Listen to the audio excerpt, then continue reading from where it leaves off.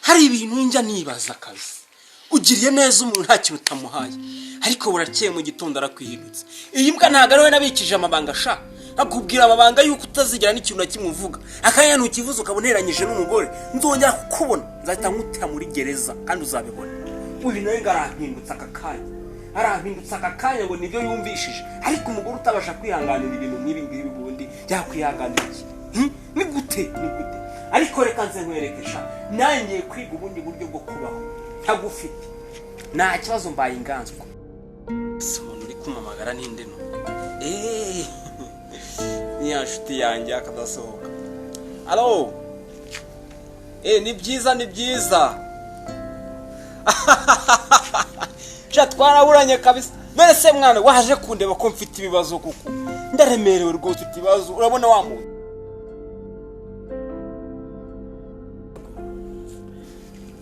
uraje uri inshuti nziza rwose pe, ngwino rwose umfashe, ndaremerewe rwose kanze rwose. Sawa urakoze cyane.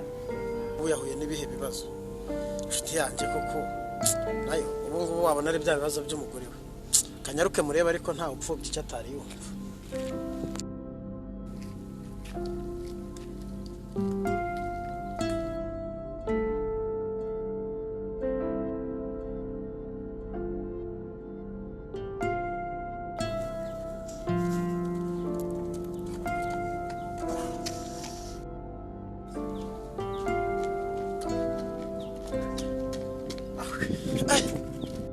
Akumana muraho Yesu iminsi myinshi kuko amakuru ni meza. Yeka data ntago ibyanjye byanyoroheye da. habuze iki se buva? Ubu ufite ibibazo n'ibitindagasani n'abanyina wabo na mwene wabo menya baraje bose baza mu byanjye badayimoni kazi n'abadayimoni rwabo iki cyose. Ntabwo wabivuga ngo bivemo. Ko numva ncanze. Uku ndeba urabona nishimye, nta munezero na gatoya mperuka kubona iwanjye. Nyine byagenze bite mbwira? Reka ngumire natinze. Natandukanye n'umugore. Wakoze ishyano? Iri shyano riri. Watandukanye n'umugore? We washobora kwihanganira kuba ku mugore ugusuzugura? Nk'iyi Kigali turemera tugaca bugufi tukanabamese. None we watandukanye n'umugore? Yarasuzuguye, ariko nanone ntago navuga ko ari we wasuzuguye, kubera ko akenshi nyine navuga ko ari ngiye uri mu makosa, ariko nanone ntago ngiye neze gusaba imbabazi umugore. Uzakora ishyano ahubwo baragufunga? Ntago nasaba imbabazi umugore. Baragufunga? Ngaho mbwira uko byagenze. Ni ukuvuga ngo njyewe ukuntu byangendekeye, urabizi ko nari mfite abakozi, nari mfite umukozi w'umukobwa, mfitemo n'umukozi w'abahungu. Hanyuma nera wa mukobwa w'umukozi. None uri kuvuga ngo n'umugore wagusuzuguye? Reka umugabo wese byamubaho. Wari inshuti yanjye wahinduwe n'iki? Ndamuteye ndareka murangiriza mutera nyimara kumutera inda.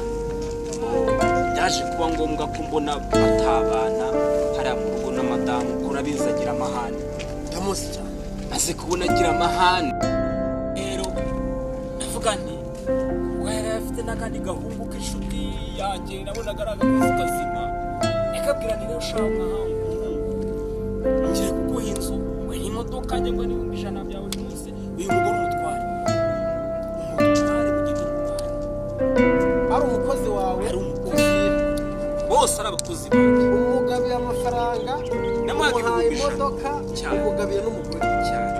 Umugore utabyaye nawe wahawe. Nashakaga yuko ibibazo bitazankurikirana, ushobora kuzandega ko navuga nti umugore namara kubimenya azangira niko bizaba nabi. Wowe ubahe Jemba n'ubundi nyine nari mbihishe ngo mbigere kwawe. uwo mukozi mwabanaga mu gipangu? Twaranaga mu gipangu ari umukozi wanjye. Unamugabira umugore nawe bakuha? Oya naramusohoye njya kumuhinda inzu yanzu, ntuzi yanzu handi hepfo imwe nziza ya kadasiteri. Yari namuhaye ubu aragenda agivamo. Avuga ni ibi bintu agumye hano madamu akabimenya bazamutesha umutwe, bamara kumutesha umutwe bakanamfunga. Rero yarabivuze byarangiye ko yari yaranyijeje yuko atazagira ikintu na kimwe amena abibwiye ubyitwara mu terera nasebye nyine nta kundi kuntu ari kubigenza usaba byumva ariko hari igisebo kikiri garura wowe garuriro ryawe igisebo cyawe uri inshuti yanjye fasha uri ukuntu wagenza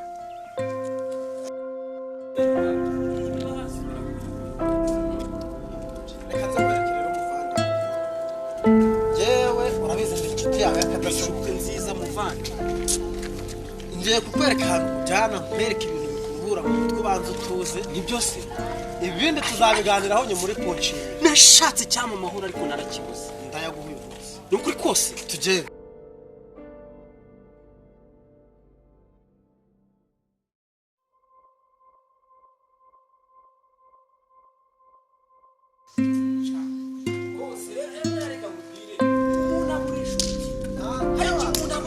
rwose yawe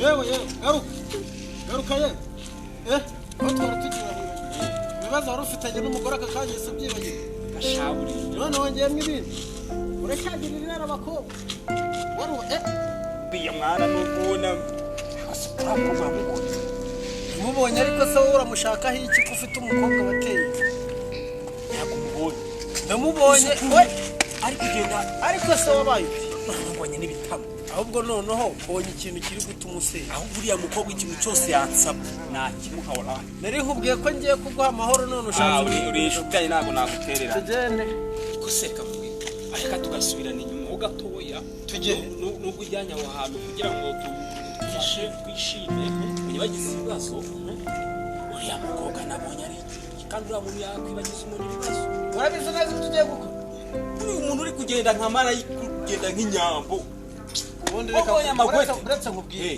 kera nigeze kumva sogokuru ambwira nanjye nari meze nkawe ntawe umuhana ajyayo amuhana avayo tugiye kuhansanga ahangaha tubonerayo nzakugira inama nguhana none se wambabara ukaza tukajyana ntabwo njyana nawe mu bibi nk'ibi umuhana avayo ngo umuhana nkayo umuhana avayo ntumuhana ajyayo genda nzagura uriya mukobwa ihangane basi nuko umwaka nimero gusa navuze ko ntaho mfite karubona kanjye ashobora kuza kukamuha kawe ni wowe ugahitiramo ufite umugore wateye inda none buriya none urashaka kumushuka icyo gihe uzambwira ugarutse ariko reka nkubwire ntabwo uriya muntu nabura kumuha ariko se nawe kuri inshuti yanjye ariko muvandi nakubwiye ngo genda cyangwa se nitahire si wowe oya ndagusaba muvandi uri inshuti yanjye reka nkwemere tugende ariko se muvandi uri inshuti yanjye kabisa birumvikana uri inshuti yanjye ariko ewana uriya mukobwa ntabwo yancika ni waraho ariko ikisigabo kiri kunyirukanka inyuma kishaka heki umva ngiye kumwereka ko hari abagore badakinishwa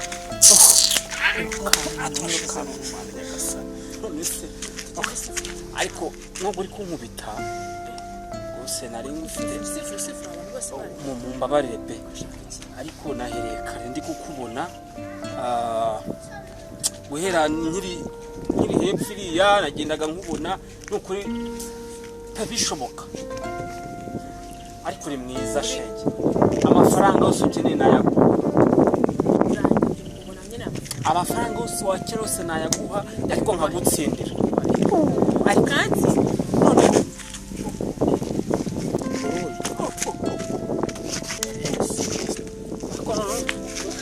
umugore nahuye nawe nakasamutwe abagabo nk'abo nakasamutwe umugore nahuye nawe uyu munsi yewe reka arahigendera sha bureka ariko umva hari igihe sha nta soni utinyuka uzo nkubita ku byo nkubitesha njyewe kabisa turiya reka nkwereke nubwo uri kunkora ibintu nk'ibi ngibi kugenda mu nzira imwe cyangwa ariko ahantu hose uri kujya njye ntabagwerekeza kuko ahantu hose uri kujya imana ikujya imbwira ngo uyu muntu umwerekeze n'uwawe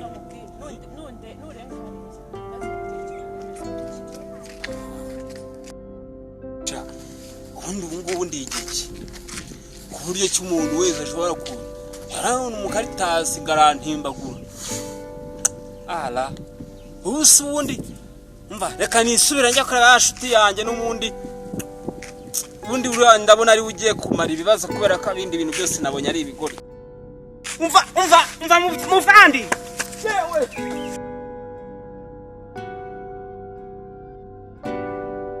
nikoye Jore niko kugarutse utarwiyambitse ndeka nakubuza ahubwo naciye muri quartier yara hirya ndatambika ndazamuka kandi mu gasima ndashaka ndahengereza ndako ariko nyine mvuyeyo cyongera byagenze neza ariko hagati aho ngaho nturengere ngaho mbwira uko byagenze nyine izo nimero ziri nta telefone afite arambwe ngazazima ejo ngazaza no kundeba none ngo azaza kundeba nzaniye nimero mu rugo iwawe noneho ugiye gukora amabara ariko wibuka umugani naguciye uyu mugabo akomeje kumbwira ibintu by'imigani kenshi cyane kandi mu by'ukuri namubeshye nanjye mpahuriye n'uva gusenya ariko akomeza ntiyahagarareho mwereke ko byagenze neza inshuti yawe waciye amazi nyine twari tugenze ahubwo mfasha ukagenda wana rega buriya ashobora kuba ari nko mwijuru i Kigali buri wese kubaho ni akazi ku matelefoni n'ibiki twese tuba dufite ubu nari nkujyanye dore inda yanjye ureba nta kintu ndashonje ntacyo tugende gufasha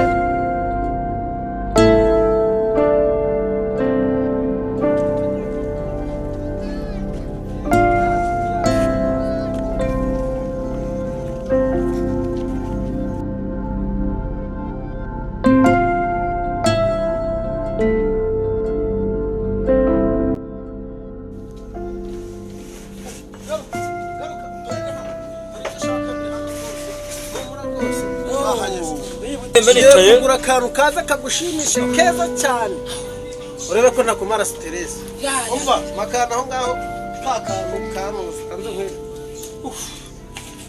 urabona aka kantu urusanzwe uka yego ko bikira aka kantu raka urayimo wowe buretse ndemwere yego ko ibibazo byose biribagirana aho yego ko Yesu we nta kintu nje nashobora waba bikira bana noneho rero banze mwaho kugira ngo utagera mu ndamaguzi reka mbese nsubandi nko kundeba biranyishe yawe ndakubona ibyo narya se se wanjye cyane ese nje kundi kubirya nta bibazo njya ngira mu buzima uri inshuti ubundi wowe nziza wowe ureke no kumira ariko ufate gutyo ugoze inshuti nziza arayumva korore nziza rwose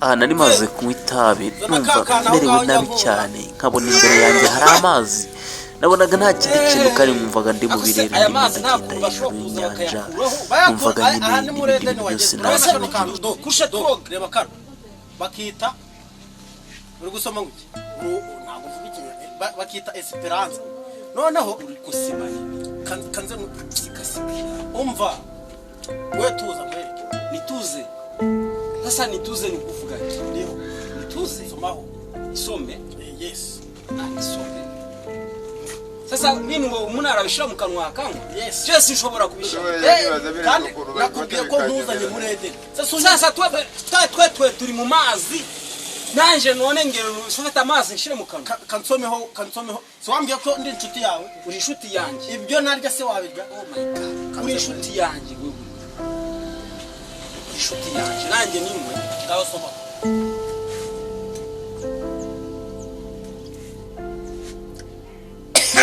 sasa bino babyitaye kwi ongera usome ndakubwira. sasa ndikumva ndi kugenda mu mazi ndikumva ndi kuzamuka hano mu birere gusa haguruka gato nkwereke. bana Haguruka. Urumva umeze ute? nagugiranye ndi mu mazi ndi mu Stress mazi zaji. Ngayica Ariko- wicaye ariko buriya yewe buriya nureba ahantu nakuzanye za bya bibazo umugore yaguteye byose birarangira byose birashirira hanga aza ninywe numve ibibazo biri gushira ariko nigera mu rugo ndi mukubite gipfusi amenyo ndayakuwowe nakubwiye ko nje kukumara stress nushaka kuyamara ariko bana bibi sasa nibaguhe nawe icyawe zana kagacupa nibaguhe nawe zana kagacupa icyawe njya nkunda zana nibaguhe nawe icyawe urabona ka bakita imbaraga z'umugabo sasa reka tuvange ariko ndikumva ndigenda mbumuntu w'umugabo ukomeye cyane mfite n'imbaraga ibyo nibyo nshaka ngewe kagahinda watewe na ba bakobwa huye nabo bamwe bagukubise bamwe bagukubitiye mu mayira ngewe inshuti yawe Donati ndahari ngewe mwene gatana zirutse kanze nkwereke ayaye amafaranga uri kurya amafaranga ni ndavuga yandi ya ngewe mfite amafaranga yawe ufite amafaranga narya amafaranga sinakuzanye gukoresha yanjye ngaho soma mbaraga z'umuntu wayumvishe nayo noneho uzambara gutya wazigira sasa urumva bigenda sasa ndashaka gutaha uri kureba kano kantu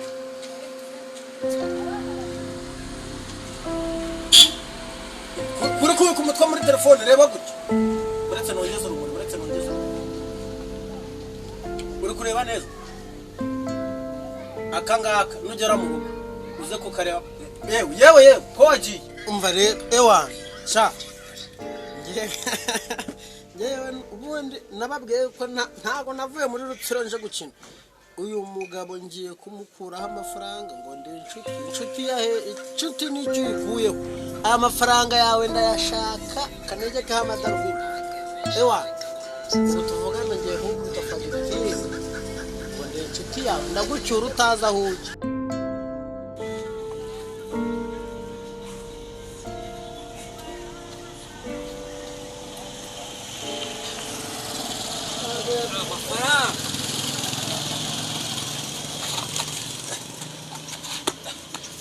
Muvandi, nimetoka kukoyora, vuye kunyara. uvuye kunyara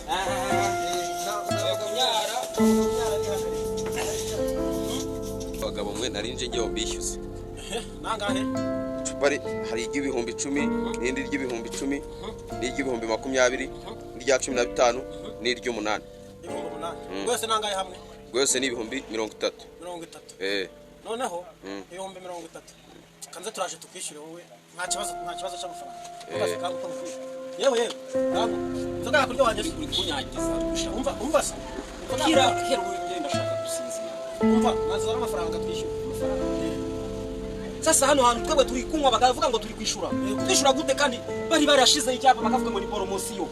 Ndetse ishobora kwishura hano kweli. Bari bavuze ngo ni promotion. iby'ikigali byose Kigali bagisi. Sasa Kigali mukuvuga ibibazo warufite se byashize Yesu urumva urashira ibibazo ko Sasa bari kuvuga. uzaniye inzoga buyimpaye nko Wacha. Ingi ngomba kwitahana nje. okay ntacyo ngaho mbwira zara amafaranga ahubwo se buretse gusinzira utarumva umubare w'amafaranga Bari kurashaka ngahe? Amafaranga ni hano ngaha. Ni ngaha 50 ashize. Ibisenga. Ariko uri inshuti nziza cyane. cyane rwose Sinigeze mbona inshuti imeze nkawe kandi nizere yuko uri buze kuntwara mu rugo. ngewe ndagucura Jewe mtoto wa Kongomani kutoka Rubavu kafu. igihe ufite ibibazo ushaka ngewe Siko na shida mimi niko na pesa. Yes. Sanga na bonko na mama yake na mama. Mimi niko na pesa. iyo nayo urayimpaye icenyerera kigamana Bashaka amafaranga. yego Sasa bari kumamagara cyane ariko fasha telefone. Fasha telefone. ufite telefone Telefone yawe. na telefone duhamagare mutuze kujya telefone mbone ibibazo biriko birashaka kuzamuka naje hano ngama telefone nayifite nayo ese telefone bayishize he barayibye ni kwase cupa ushobora kuba wayishyize mu rugo okay asigaye mu rugo ahubwo zana amafaranga 50 asigaye mu rugo telefone yasigaye mu yanjye asigaye uri inshuti yanje ariko genda ubabwire bano bantu bahano cyangwa ugende ubwire na madamu ashakire telefone telefone yawe ashakire telefone nenda ashaka telefone yawe umusinzi ku mafaranga ibintu byose bishobora guhagarara kabandanye fungi telefone wayisize mu rugo sorry uretse ibi ni ibihumbi 10 oya 10 pardon 20 25 50 nanjye ndakubarira 70 80 sasa sio mafaranga ndi kwishu umva rero uretse gashudiya uretse ibihumbi 10 ibihumbi 20 ibihumbi 30 ibihumbi 40 harabura amafaranga ibihumbi 10 umva se zana nkwereke pardon turi inshuti ibihumbi 10 ubugucya bibaye 40 arashize zana nkwereke umva nyine foya arashize ase uragira ngo badukubitire hano ntabyo ibintu bibi cyane ishyiramo 800 ndishyiramo 800 kandi ewa ngahaguruka dutahe haguruka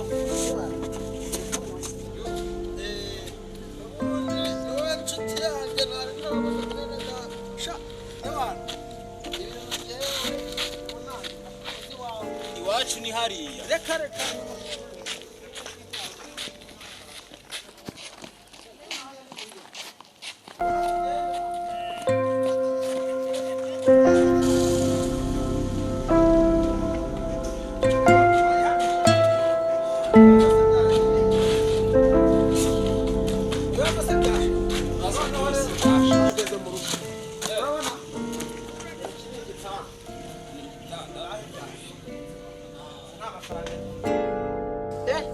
Yesu dore telefone uko agize telefone ya kabiri cya kigabo cyarangiye noneho rero yeka ntahe mu rugo nsanga umugore ngaho ryama dore wageze iwawe aha ni ku gitaha yakoze cyane muvandi izi nkweto nzajya nzogera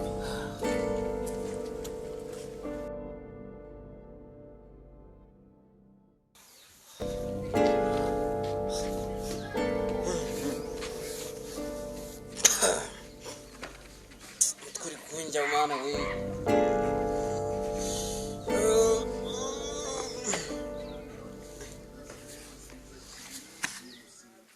sikana nunaraye hano gute ese inshuti yanjye yasiga ku nzira siko ka hantu birashoboka ushobora kuba naraye ku nzira pe unisu kabura ki telefone nta telefone mfite amafaranga yanjye none kumara yanjye gasa yani nkweto nambaye gusa ibintu byanahise birego bidatawe